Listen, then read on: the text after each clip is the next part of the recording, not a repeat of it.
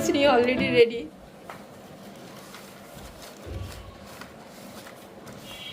আসসালামু আলাইকুম and hello everyone. Eva's লাইফস্টাইলে আরও একটি নতুন ব্লগ দেখার জন্য আমি ইভা আপনাদের সবাইকে ওয়েলকাম জানাচ্ছি। ফাইনালি রোজার প্রিপারেশন একটু একটু শুরু করেছি। কথায় আছে না যে কুকুরের লেজ যতই সোজা করার চেষ্টা করেন সেটা বাঁকা বাঁকাই থেকে যাবে। আমার অবস্থাটাও হচ্ছে সেম। আমি প্রতি বছরই প্ল্যান করি যে রোজার প্রিপারেশন একটু আগে আগে নেওয়ার চেষ্টা করব, যেন শেষ মুহূর্তে রাশ না পড়ে যায়, কিন্তু সেটা আমার পক্ষে কোনোভাবেই পসিবল হয় না। সামটাইমস দেখা যায় আমি সিক হয়ে পড়ি, আবার সামটাইমস ইচ্ছা করেই কোনো প্রিপারেশন নেই না, অলস সময় পার করি। তো এইবার যদিও আমি প্ল্যান করে রেখেছিলাম আগে থেকেই নিব, কিন্তু ওই যে আমি পুরো এক সপ্তাহের মতো শিখছিলাম, আর আমি রিকভার হওয়ার পর আবার RM পড়লো। তো এই সব কিছু মিলিয়ে দেখা গেল যে এবারও আমার হচ্ছে একদম অবস্থা খারাপ। আমি কিন্তু এখনও পর্যন্ত কোনো খাবারের প্রিপারেশন নেইনি। আজকে কী বার? আজকে হচ্ছে বুধবার, হচ্ছে 11 তারিখ। তো আমি হচ্ছে আজকে ব্লগটা আপ দিব আর আজকে ভয়েস ওভার দিচ্ছি। আর মাত্র কয়েকদিন বাকি। এই কয়েকদিনের মধ্যে আমি কি থেকে যে কি করব বুঝে পাচ্ছি না। তারপর হচ্ছে আবার ঘর ক্লিনিংয়ের কাজ যেটা, সেটা তো রয়েছেই। আর এই কার্টেন্সগুলো নামিয়ে ওয়াশ করা হচ্ছে আরেক ঝামেলা। ওয়াশ করা তো কোনো ব্যাপার না, এখন মেশিনে দিয়ে দিই। কিন্তু এটা যে শুধু ওয়াশ করা তা কিন্তু না, যেখান থেকে যেই কার্টেন্সটা নামানো হয় সেই জায়গাটাতে একদম এমনভাবে ডিপ ক্লিন করা লাগে। আর যতবারই ওয়াশ করি আর হচ্ছে ক্লিন করি না কেন, মনে হয় যে আমি অনেক বছর ধরে ক্লিন করি না, এত ধুলাবালি জমে থাকে। তো আমি হচ্ছে একটু একটু করে আমার সব ঘরের কার্টেন্স এগুলো ওয়াশ করা শুরু করেছি। আর একবারে করা যায় না, কারণ এই কার্টেন্সগুলো না অনেক বেশি বড় আর হেভি। সো দেখা যায় যে দুইটা করে আমাকে মেশিনের মধ্যে দিতে হয়। আজকে আমি পেঁয়াজ কলি, রসুন আর হচ্ছে পেঁয়াজ দিয়ে কাচকি মাছের এরকম ভাজি করেছি। এর আগে হচ্ছে আমি আপুর বাসায় খেয়েছিলাম, ছোট মাছ দিয়ে এরকম করে ভাজি করেছিল। তো এই যে আমি তো ছোট মাছ কাটতে পারি না, তো ভাবলাম যে কাচকি মাছটা দিয়ে করে দেখি। এখনও খাইনি, খাওয়ার পর বুঝতে পারবো যে এটা মজা হয়েছে কি না, কারণ ওইটা যখন খেয়েছিলাম আপুর বাসায় তখন টেস্ট কিন্তু আমার কাছে অনেক ভালো লেগেছিল। তো আমি ওইরকম করে করার চেষ্টা করলাম আর কি, নিজের মতো করে দেখি এখন কি হয়। আমি যে মাছ ভাজিটা দেখালাম এটা আসলেই অনেক বেশি মজার হয়। আমি বুঝতেই পারিনি যে আমি বানালেও এরকম টেস্ট হবে। তাছাড়া আমি হচ্ছে আবার একটু নাগামরিচের আচার দিয়েছিলাম বেশি ফ্লেভারফুল করার জন্য। তো আমি ফার্স্ট টাইম বানিয়ে খেয়েছি, তো আমার কাছে ভালো লেগেছে, লিয়ানাও পছন্দ করেছে। সেকেন্ড টাইম আবার বানিয়েছি, তখন RM খেয়েছে, তো ওইও বললো যে হ্যাঁ অনেক মজা হয়েছে। সে কিন্তু ছোটো মাছ তেমন একটা খায় না, তো এভাবে কাচকি মাছটা ভাজি করলে কিংবা ভেজে ভর্তা করলে তখন সে খায়। তো এটা খুবই মজার হয়েছে, আপনারা বাসায় ট্রাই করবেন। যদিও আমি রেসিপি দেইনি, কিন্তু যে মাছ ভাজি করে পেঁয়াজ মরিচ দাগানি করে যেভাবে দিতে হয় ওইভাবে দিলে হয়ে যাবে। তা আমি হচ্ছে আদা রসুন ব্লেন্ড করেছিলাম, আর এই কাজটা হচ্ছে বেশ অনেক দিন আগেই করেছি, কারণ আমার কাছে মনে হয় যে আদা রসুনের ঝামেলাটা সবচেয়ে বড় একটা প্যারা দেয় আমাকে। তো এর জন্য আমি আগে ভাগেই এটা করে নিয়েছি। তারপর হচ্ছে দেখা যায় শেষ মুহূর্তে করতে গেলে আবার দামও বেড়ে যায়। তো ভাবলাম যে আগে আগে রেডি করে রেখে দিই, যদিও এই 2 বক্স ইনাফ হবে না, আমার আরও লাগবে। তো এতগুলো আবার একসাথে এনে কেটে ব্লেন্ড করা ঝামেলা, তো পরে আবার অল্প একটু এনে ব্লেন্ড করলেই হয়ে যাবে। আচ্ছা, লাস্ট ব্লগে আমার কিচেন ক্যাবিনেট অর্গানাইজেশন দেখে অনেক আপুরা খুব পছন্দ করেছেন। সেই সাথে হচ্ছে আমার যে কিচেন নাইফ অর্গানাইজারটা আছে এইটা অনেক আপুরা পছন্দ করেছেন, বলছেন যে খুবই সুন্দর হয়েছে। আসলে এটা আমার কাছে দেখতেও অনেক বেশি সুন্দর লাগে, একটু ডিফারেন্ট টাইপের। সেই সাথে বিধি আপু বলছিলেন নাইফ নিয়ে যে আমার স্টোরিটা ছিল সেটা নাকি আপুর মনে আছে, এবং উনি কমেন্ট করে জানিয়েছেন। থ্যাংক ইউ সো মাচ আপু মনে রাখার জন্য। তো যাই হোক, এখানে আজকে আমি ব্রেড ক্রাম্ব বানাচ্ছি। নর্মালি আমি কিন্তু ব্রেড ক্রাম্ব ঘরে বানাই না, কারণ অল্প কিছু টাকা খরচ করলেই দেখা যায় বাইরে থেকে কিনে আনা যায়, আর অত বেশি তো এটা দরকারও পড়ে না। কিন্তু এবার বানানোর কারণ হচ্ছে ওই যে আমার বাসায় যে ফিশ রুটিটা আনা হয়েছিল, তো ওইটার কিছু অংশ দিয়ে তো আমি হচ্ছে সকালে টুনা দিয়ে ব্রেকফাস্ট রেডি করেছিলাম, যেটা আমি লাস্ট ব্লগে দেখিয়েছি এবং লাভলি আপু খুব পছন্দ করেছেন আমার এই আইডিয়াটা। আর বাকি কিছু রয়ে গিয়েছিল, তো ভাবলাম যে এগুলো ফেলে না দিয়ে কেননা আমি ব্রেড ক্রাম্প বানিয়ে নিই, আমার ঘরে কিন্তু অলরেডি ব্রেড ক্রাম্প শেষ হয়ে গিয়েছে। তো যেই চিন্তা সেই কাজ, প্রথমে হচ্ছে আমি রুটিগুলোকে ব্লেন্ড করে নিয়েছি, তারপর এটার সাথে একটু কালার মিক্স করেছি। আর নর্মালি কালার মিক্স না করলেও চলে, কিন্তু কালার মিক্স করলে দেখা যায় যে একটু সুন্দর হয়। তো অন্য সময় দেখা যায় জর্দা রং ইউজ করলেও চলে, কিংবা অরেঞ্জ যে ফুড কালার সেইটা। তো আমার ঘরে জর্দা রঙও ছিল না, আবার অরেঞ্জ কালার ফুড কালারও ছিল না। তো আমি যেটা করলাম, ইয়েলো কালারটা ছিল, তো ওইটা একটু বেশি করে দিয়ে ভালো মতো এটার সাথে মিক্স করে নিয়েছি। আর এখন হচ্ছে আমি এটাকে মানে ক্রিস্পি করে ভেজে নিচ্ছি। আর এই ব্রেড ক্রাম্বগুলো ভাজার সময় চুলার ফ্লেমটা একদম লো টু মিডিয়াম হিটে রেখে মানে দাঁড়িয়ে থেকে অনর্গল নাড়াচাড়া করে এটাকে রেডি করতে হবে। চুলার পাশ থেকে সরা যাবে না, কিংবা নাড়াচাড়াটাও অফ করা যাবে না। যখন দেখবেন যে একদম ক্রিস্পি একটা ভাব চলে এসেছে, কালার চেঞ্জ হয়ে গিয়েছে, তখনই কিন্তু এটা রেডি হয়ে যাবে। লিয়ানার আজকে মন চেয়েছে সে নাকি লাভা চকলেট কেক বানাবে। তো এই যে ইউটিউব দেখে মেজারমেন্ট দিয়ে তারপর হচ্ছে নিজে নিজে এটা রেডি করেছে। আমিও একটু হেল্প করেছি অবশ্য, কারণ হেল্প ছাড়া তো পারবে না।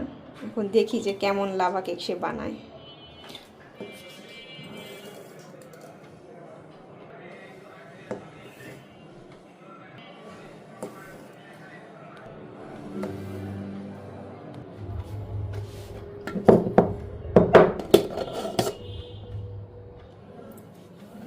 যে লিয়ানার কেক হয়ে গিয়েছে, আর এই যে মাত্র 10 মিনিট লেগেছে। সো যেমন লাভা কেক চেয়েছে ওরকম কিন্তু হয়েছে, যে মাঝখানটা পুরো চকলেট দিয়ে একদম ভরা, আর সাইড দিয়ে হচ্ছে কেকের অংশটুকু। যা, লিয়ানা হচ্ছে কেক এক্সপার্ট হয়ে গিয়েছে। আমি এত ভালো কেক বানাতে পারি না, লিয়ানা যেমনটা বানিয়েছে আজকে। কেক কর, চামচ নিয়ে অলরেডি রেডি সে। খেয়ে দেখো লিয়ানা, গরম কিন্তু। লিয়ানার হাতের কেক তোমার কেমন লাগলো?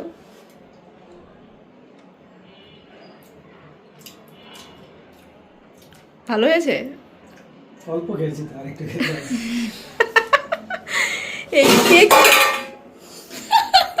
লিয়ানা আর আরেম দুইজনে এমন কেক পাগল, বিশেষ করে ব্রাউনি টাইপের কেক। ভালো হয়েছে?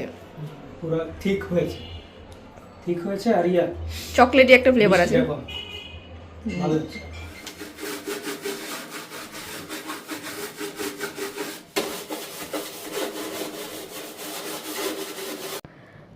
আমার এখনও ঘর ক্লিনই শেষ হয়নি, আর কিচেন কি ডিপ ক্লিন করব। তবে প্ল্যান করেছি রোজার একদিন কিংবা 2 দিন আগে কিচেনটা ডিপ ক্লিন করব, যেন সারা মানে মাস আমার আর কিচেন ডিপ ক্লিন করতে না হয়। তো এখন জাস্ট হচ্ছে আমি চুলাটা ক্লিন করে নিচ্ছি। আর চুলাটা তো হচ্ছে মানে প্রতি 2 দিন 3 দিন পরই ডিপ ক্লিন করতে হয়, নয়তো তো চলে না।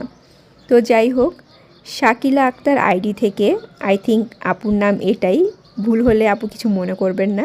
আপনি জানতে চেয়েছিলেন যে মিস্টার DIY এর কোনো ফেসবুক পেজ আছে কি না।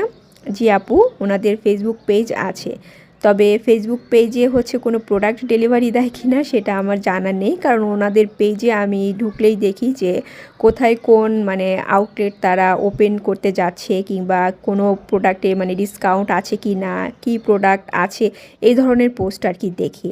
সো আপনি হচ্ছে মানে সার্চ দিয়ে তারপর দেখে নিতে পারেন আর কি।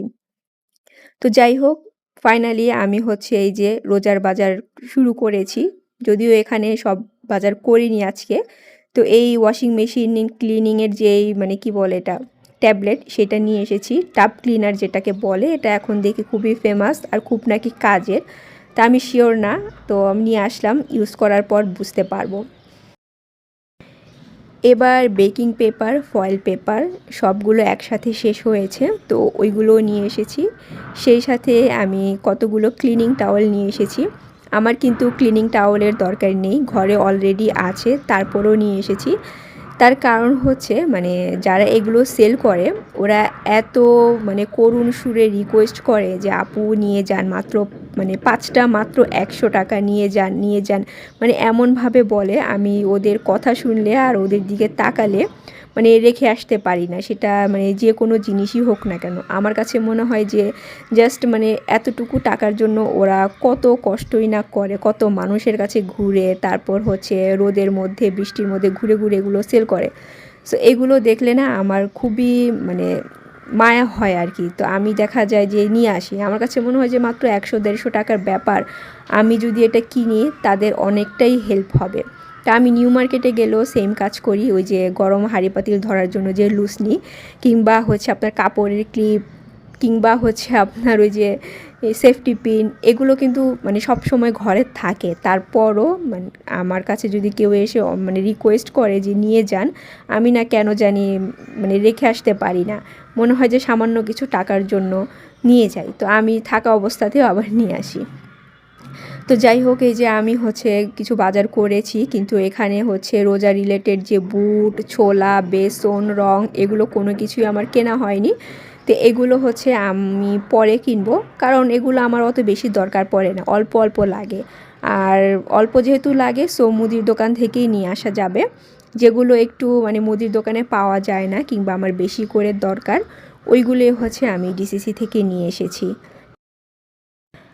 আচ্ছা, সুমি আপু আর দিলরুবা আপু বলছিলেন ওনারা আমার কিচেন ট্যুর দেখতে চান। এই কিচেন ট্যুর নিয়ে আমি হচ্ছে শুরু থেকে অনেক রিকোয়েস্ট পেয়েছি, অনেক আপুরা আমাকে কমেন্ট করে বলেছেন, বাট কারো রিকোয়েস্টই আমার পক্ষে রাখা পসিবল হয়নি। তবে এবার আমার ইচ্ছা আছে যে আমি আমার এই কিচেন ট্যুরটা আপনাদের সাথে শেয়ার করব, যদিও তেমন স্পেশাল কোনো কিছুই না, যেমন আছে আমি কিন্তু আগে পিছে করে আপনাদের সাথে দেখিয়ে দেই। তবে যেহেতু সামনে রোজা চলে এসেছে, তো এখনই পসিবল হবে না, আই থিঙ্ক চেষ্টা করব ঈদের পর আপনাদের সাথে আমার কিচেন ট্যুরটা শেয়ার করার জন্য। আর এখানে এই যে এখন আমি কি বলে সেটাকে কোরিয়ান ফ্রাইড রাইস রান্না করছি।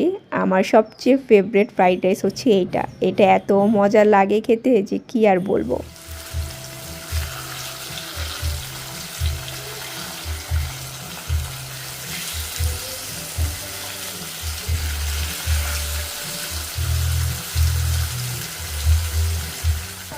চলেন এখন আপনাদের সাথে একটা রেসিপি শেয়ার করি, যেটা কি না বানানো খুবই ইজি বাট খেতে অনেক মজা।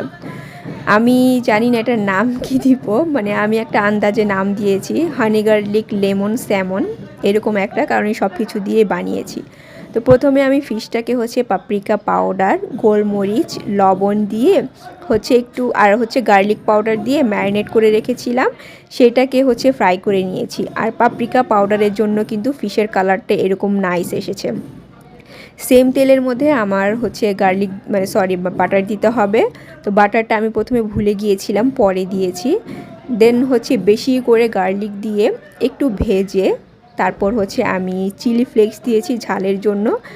দেন আমি হচ্ছে বেশি করে লেবুর রস, লবণ আর লেমন গ্রাস এগুলো দিয়ে হচ্ছে ভালো মতো মিক্স করে নিয়েছি। আর এখানে অল্প একটু পানিও অ্যাড করতে হবে, মানে মশলাটা কষানোর জন্য আর কি। দেন আমি দিয়ে দিয়েছি হচ্ছে মধু। সো মিষ্টিটা আপনারা বুঝে দিবেন মানে কেমন খেতে পছন্দ করেন, দিয়ে তারপর হচ্ছে সব কিছু মিক্স করে দিয়ে যে ফিশগুলোকে আমি ভেজে রেখেছিলাম সেইটা এখানে দিয়ে দিব। আর দিয়ে হচ্ছে উল্টিয়ে পাল্টিয়ে কিছুক্ষণ মানে রান্না করলে কিন্তু এটা রেডি হয়ে যাবে। প্রথমে আমি ভেবেছিলাম যে স্যামন স্টেক করব, কিন্তু মানে ওনারা হচ্ছে মানে যেভাবে স্টেক বানায় শুধু গোলমরিচ দিয়ে, আমার ওইটা খেতে একদমই ভালো লাগে না, মনে হয় যে না আমার টেস্ট বাডের সাথে এটা যাবে না একটু স্পাইস কিছু না হলে। তো আমি আমার মতো করে হচ্ছে আজকে এই স্যামনটা রান্না করেছি। আর সত্যি বলতে এটা মানে খুবই মজার ছিল, মানে ফ্রাইড রাইস টাইপের খাবারের সাথে খেতে এটা একদম জোস। তো এখন হচ্ছে আমি মশলাটাকেও মানে এখানে সেখানে দিয়ে এভাবে করে মিক্স করে দিয়েছি। অফ ক্যামেরাতে আমি খাবারটাকে প্লেটিং করে নিয়েছি। আর যখনই আমি একটু স্পেশাল এই ধরনের রান্না করি তখন আমার একটু স্পেশালভাবে ডেকোরেশন করে খাবারটা সার্ভ করতে বেশি ভালো লাগে। সো উপর দিয়ে আমি হচ্ছে যেই লেমনের একটা মানে জুস ছিল সেটা দিয়ে দিয়েছি। এখন খাবারগুলো সার্ভ করে দিব আর আপনাদের কাছ থেকে এখানেই বিদায় নিয়ে নিব। Take care and always love yourself. Allah হাফেজ।